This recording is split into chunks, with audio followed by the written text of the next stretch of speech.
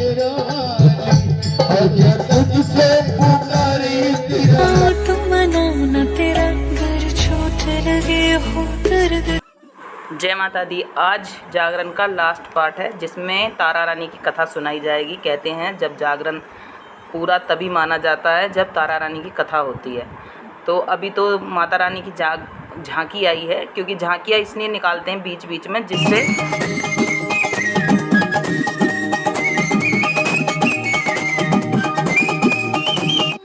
जागरण में झांकी इसलिए निकालते हैं क्योंकि लोगों को नींद ना आए और जागते रहें, वरना सब सो जाएंगे अगर भाई कहानी सुनते रहे। तो इसलिए झांकी और बीच बीच में नचाते हैं ना, वो इसीलिए करते हैं क्योंकि ये सोए ना। तो तारा रानी की कथा स्टार्ट हो रही है। एंजॉय करना, देखना, बताना कैसी लगी। और आशा पूरी करती है। कन्याएं लोमस ऋषि के मुख के ऊपर से अपनी साड़ी का पल्लू डालते चली गई। बड़े क्रोध में आ गए ऋषि, अपने क्रोध को शांत नहीं कर पाए और तुरंत उन्होंने कह दिया कि तुम दोनों कन्या स्वर्ग लोक के लायक नहीं हो, तुम दोनों कन्या मृत्यु लोक में जाओगी और जाकर के एक ब्राह्मण के घर दोनों जन्म ही पाओगे। तो वो दोनों कन्याएं उस शाप को पाकर एक ब्राह्मण कुल में जन्मी। उस ब्राह्मण ने भी एक प्रकांड पंडित को बुलाकर उन दोनों कन्याओं का नामकरण संस्कार कराया और एक का नाम छगन और दूसरी का नाम मगन रखवाया। क्या क्या नाम थे? छगन मगन। भूल गई? क्या क्या नाम थे? छगन मगन। छगन और मगन क्या क्या नाम थे? अरे तू पीछे आ जा। उस ब्राह्मण की बेटी ने हिंदू धर्म का सबसे उत्तम व्रत रखा। उस व्रत का नाम क्या था? क्या नाम था उस व्रत का? देखो, करवा चौथ। उस व्रत का नाम क्या था? एकादशी का व्रत। अच्छा, कितने भक्त ऐसे हैं जो एकादशी का व्रत रखते हैं? जरा हाथ तो उठाओ। अरे किसी एक भी नहीं है? 1 2 3 4। अच्छा, कितने भक्त ऐसे हैं जो नवरात्रों का व्रत रखते हैं? ओह, सबके हाथ उठ गए हैं ना। नवरात्र में खूब खाने को मिलता है ना। माई का 2 बार जगराता कराती थी। कितनी बार? 2 बार। लेकिन राजा के घर धन की कोई कमी न थी, धन बहुत था। राजा के पास वैभव बहुत था। बस राजा के पास एक कमी थी। क्या कमी थी? कि राजा के घर कोई संतान नहीं थी। कहते हैं इंसान के प्रारब्ध भी उसके साथ होते हैं। प्रारब्ध से मतलब पिछले कर्म भी उसके साथ होते हैं। अब तो एक समय रानी राजा के पास आई और आकर कहने लगी, राजन एक काम करो, बड़े बड़े प्रकांड पंडितों को बुलाओ और उनसे पूछो कि पंडित जी इस जन्म में हमारे संतान होगी भी या नहीं होगी। राजा बड़े बड़े प्रकांड पंडितों को बुलाता है और उनसे पूछता है कि पंडित जी अपना पत्रा खोलकर अपने ज्ञान के द्वारा हमें बताइए कि हमारे इस जन्म में संतान होगी भी या नहीं होगी। भक्त तो राजा पूछता है तो पंडित पत्रा खोलकर बताते हैं कि राजा इस जन्म तो क्या, तेरे 7 जन्म तक कोई संतान नहीं होगी। कितने जन्म तक? 7 जन्म तक कोई संतान नहीं। ये बात सुनकर रानी फूट फूट कर रोने लगी। 1 जन्म तो क्या, 7 जन्मों तक मेरे संग साथ की सहेली मुझे बांझ कहेंगी, मेरी शक्ल भी देखना पसंद नहीं करेंगी,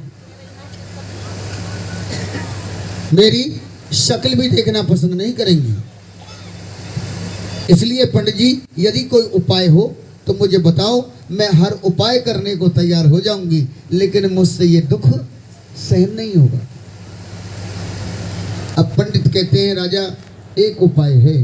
क्या उपाय है? अब तक तुमने जितने जगराते कराई उसमें तुमने तन खर्च किया, यानी मेहनत की, तुमने धन खर्च किया यानी पैसे खर्च किए, लेकिन तुमने अपने भाव माँ के चरणों में नहीं रखे।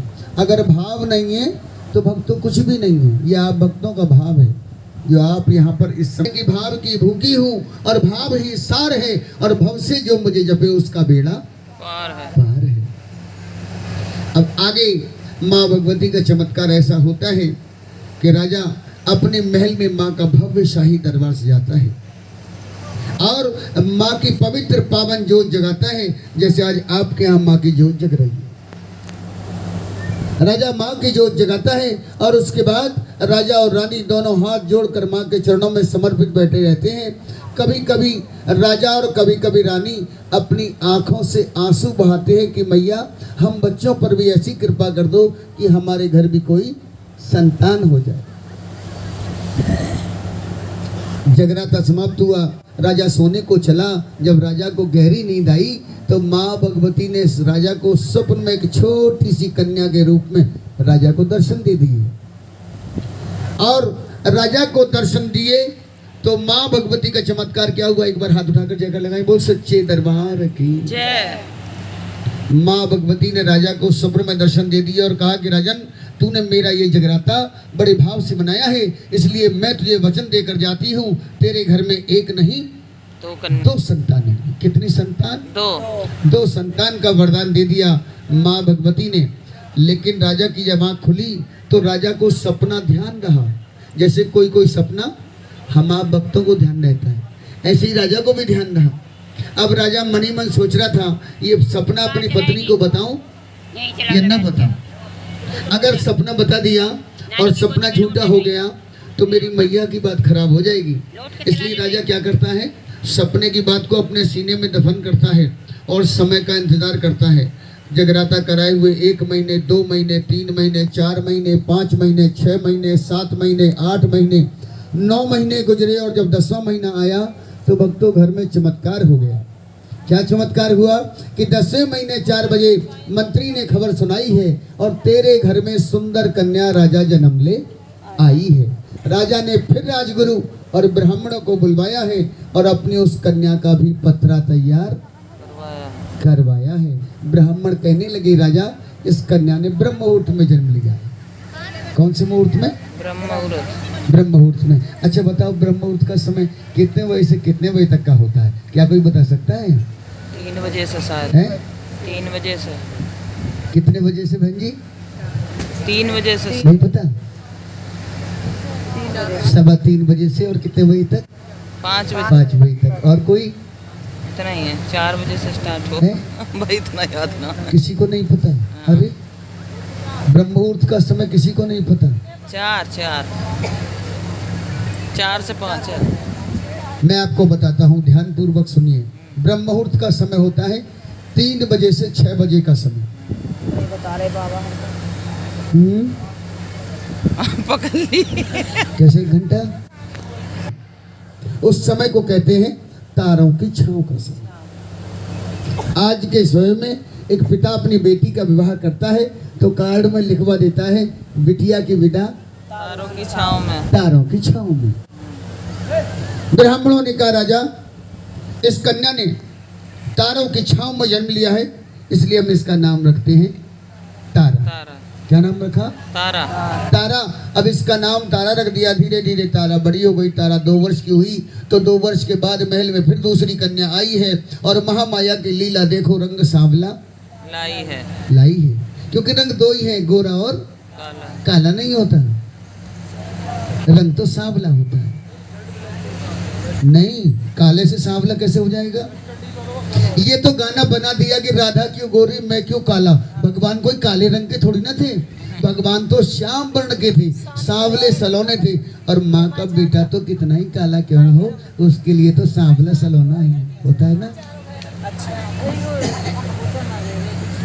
अब भक्तों, माँ भगवती का चमत्कार ऐसा होता है